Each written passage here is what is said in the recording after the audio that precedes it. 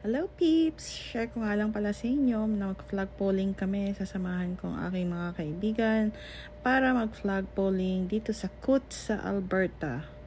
At ito ang kahabaan ng Coutts, Alberta papunta sa USA border.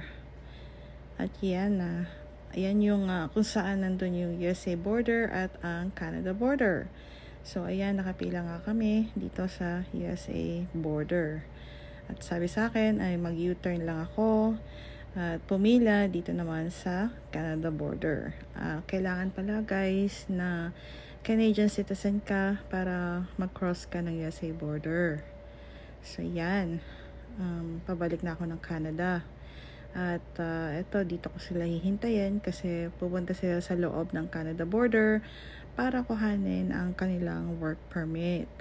At ayan, dito nga lang ako sa labas ng building maghihintay. Nagpark ako dun sa medyo malayo. At ayan guys, ayan, oh my gosh, swerte nila, no? Thank you Lord, nakuha na nila ang kanilang work permit. Congratulations guys!